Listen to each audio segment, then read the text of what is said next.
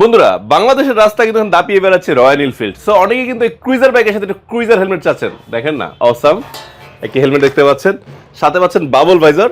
চাইলে ভাইজারটা খুলেও আপনারা রাইড করতে পারবেন। অনেক চমৎকার একটি কালার, সুরমা কালার আছে।